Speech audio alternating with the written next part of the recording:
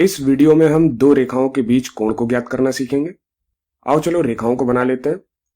तो ये रेखाएं हैं, ये हमारी एक्स अक्ष है और ये हमारी वाई अक्ष है। हमारे पास नीली व पीले रंग की दो रेखाएं हैं और ये इस बिंदु पर प्रतिच्छेद कर रही हैं। अब इससे पहले हम प्रतिच्छेदन बिंदु को देखें, पॉइंट ऑफ इंटरसेक्शन को देखें। चलो इनमें से हम किसी एक रेखा को देखते हैं। चलो इस नीली रेखा को देखते हैं। ये पहले ही किसी अन्य रेखा से एक कोण बना रही है, ये नीले रंग का कोण बना रही है। और वह अन्य रेखा कौन सी है? वह अन्य रेखा हमारी एक्स अक्ष है, एक्स एक्सिस है।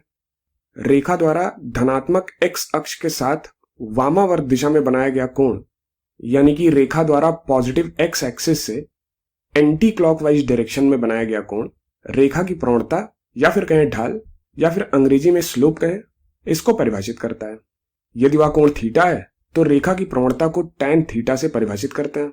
अब इसके बारे में क्या कहेंगे? इस पीले कोण के बारे में क्या कहेंगे? तो यह कोण पीली रेखा की प्रवणता को बताएगा।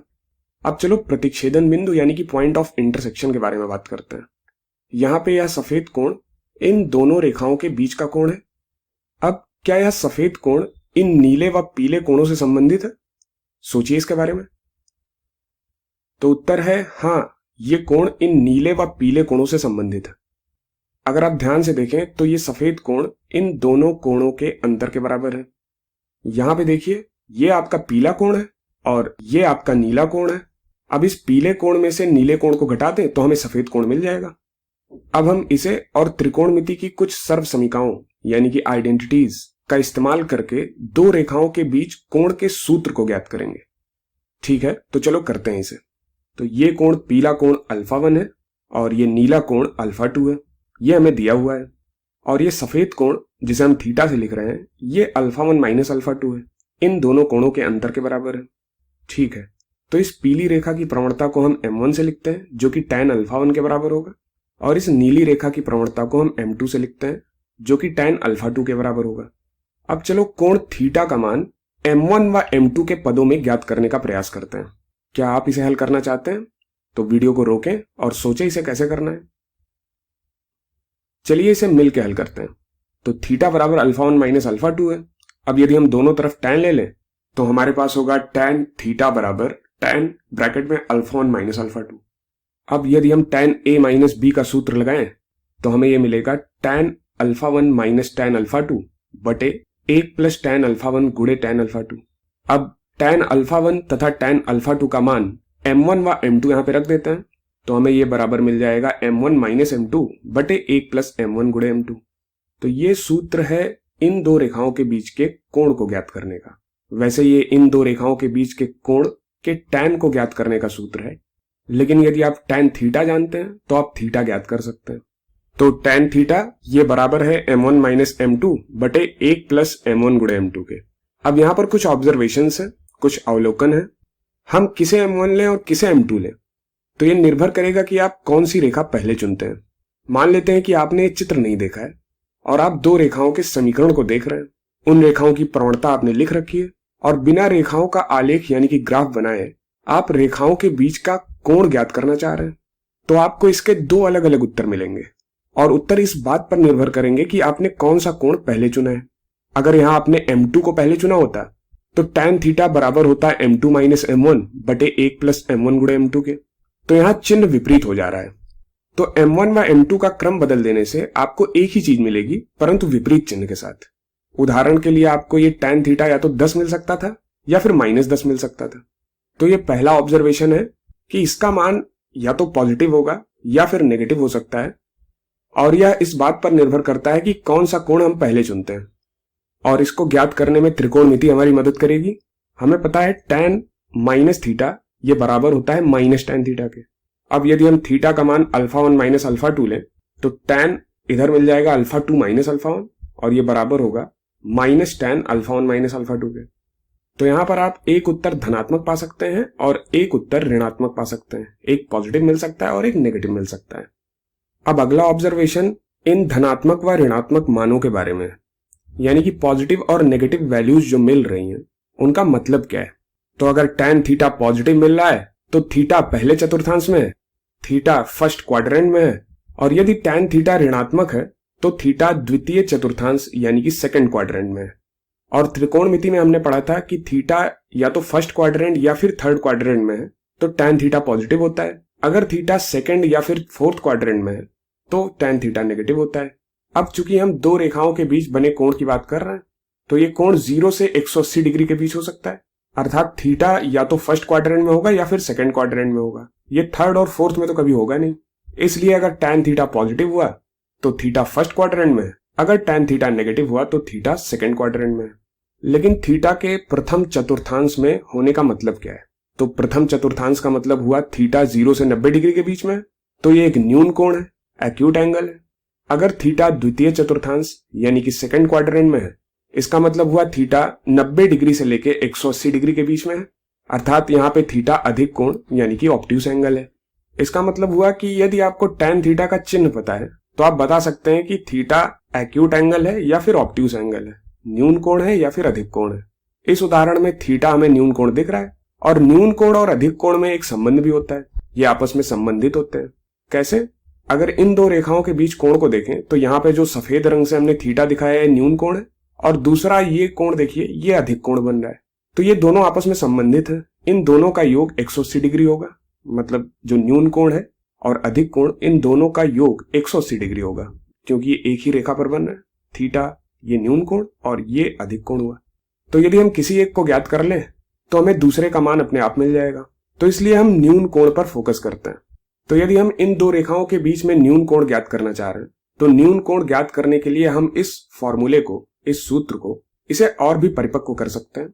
तो यदि दो रेखाओं के बीच न्यून कोण एक्यूट एंगल थीटा है तो tan थीटा बराबर होगा मॉड m1 माइनस m2 बटे 1 प्लस m1 m2। अब यहां पर आप m1 को पहले चुने या m2 को पहले चुने, मॉड लगा होने की वजह से tan थीटा आपको हमेशा ग्रेटर देन और इक्वल टू 0 मिलेगा, यानी कि यदि थीटा 0 नहीं है तो tan थीटा आपको हमेशा पॉजिटिव मिलेगा, फलस्वरूप थीटा न्यून कोण होगा। तो यदि रेखाओं के बीच में आप सिर्फ न्यून कोण को जानना चाहते हैं, आपकी रुचि सिर्फ न्यून कोण ज्ञात करने में है, तो आप tan थीटा बराबर मॉड m1 माइनस m2 बटे 1 प्लस m1 m2 लगा सकते हैं और इस सूत्र को लगाने से जो कोण आपको मिलेगा थीटा, वो एक न्यून कोण होगा, एक्यूट एंगल होगा। अब चलिए एक प्रश्न को करते हैं। यदि दो रेखाओं के बीच कोण पाई बटे 4 है तथा इनमें से एक रेखा की प्रवणता या फिर कहें ढाल, जिसे हम इंग्लिश में स्लोप कहते हैं, ये 1/2 है, तो दूसरी रेखा की प्रवणता ज्ञात कीजिए। वीडियो को रोकें और खुद से प्रयास करें और कोशिश करें इसे ग्राफ बना के समझने की। चलिए इसे मिलकर हल करते हैं। तो चलिए सबसे पहले हम ग्राफ बना लेते हैं। तो ये नीली रेखा है जिसका स्लोप हमें दिया है जो कि 1/2 है। अब इस नीली रेखा से 45 डिग्री पर हमें एक रेखा की प्रवणता ज्ञात करनी है। तो इस नीली रेखा से 45 डिग्री इधर बन सकता है, π/4, π/4 का मतलब हुआ 45 डिग्री, इस दिशा में बन सकता है, और π/4 इस दूसरी दिशा में बन सकता है। तो दो प्रवणताएं हमें मिल सकती हैं, एक प्रवणता इस नारंगी रेखा की हो सकती है और दूसरी इस हरी रेखा की हो सकती है। तो यहां से हमें एक बात समझ में आती है कि दूसरी रेखा की जो प्रवणता है इसकी दो संभावनाएं हैं और हमें दो उत्तर मिलेंगे। अब यहां पर एक छोटा सा ऑब्जर्वेशन है कि ये जो दोनों रेखाएं हैं, जो दोनों संभावनाएं यहां बन रही हैं, इनके बीच में कोण देखिए, ये 90 डिग्री होगा क्योंकि 45 इतना हुआ और 45 इतना, तो 90 डिग्री का कोण है, मतलब ये दोनों रेखाएं लंबवत है। तो जिन रेखाओं की प्रवणता हम ज्ञात करना चाह रहे हैं वो प्रवणताएं लंबवत रेखाओं की प्रवणताएं हैं। अतः दूसरी रेखा की दो अलग अलग प्रवणताएं हो सकती हैं, एक प्रवणता जो 1/2 से ज्यादा होगी और एक प्रवणता जो 1/2 से कम होगी। तो यदि हम मान लें कि दूसरी रेखा की प्रवणता स्मॉल m है, मान लेते हैं दूसरी रेखा की प्रवणता स्मॉल m है। अब चूंकि इन दो रेखाओं के बीच में कोण π/4 दिया है जो कि न्यून कोण है, तो tan थीटा का सूत्र हमने पढ़ा है, जब थीटा न्यून कोण होता है तो ये बराबर होता है मॉड के अंदर m1 माइनस m2 बटे 1 प्लस m1 m2 के। यहाँ पे m1 1/2 है और दूसरी रेखा की प्रवणता हमने m मानी है, तो ये हो गया मॉड के अंदर m माइनस 1/2 बटे 1 प्लस 1/2 गुणे m जो कि होगा m/2 और थीटा की जगह π/4 होगा। अब यहाँ पर हम m का मान ज्ञात करना चाह रहे हैं, चूंकि tan π/4 1 के बराबर है तो ये 1 बराबर हो जाएगा। इधर इसको हल करेंगे तो ये ऊपर हो गया 2m माइनस 1/2 और हर में आएगा 2 प्लस m/2 और 2 से 2 कट जाएगा, तो अंश में होगा 2m माइनस 1 और हर में होगा 2 प्लस m और इसका मॉड रहेगा। अब इस समीकरण को हमें हल करना है और m का मान ज्ञात करना है। अब चूंकि मॉड लगा है इसलिए m के दो मान यहां हमें मिलेंगे, कैसे, आइए देखते हैं। तो यहाँ पे 2m-1 बटे 2 प्लस m, ये प्लस माइनस 1 के बराबर होगा। यानी कि मॉड के अंदर ये 2m-1 बटे 2 प्लस m, इसका मान यदि 1 है तब भी हमें ये 1 देगा। अगर इसका मान -1 लेंगे तब भी मॉड हमें 1 मिलेगा। तो 2m-1 बटे 2 प्लस m के दो संभव मान है, एक +1 दूसरा -1, जो इस समीकरण को संतुष्ट करेंगे।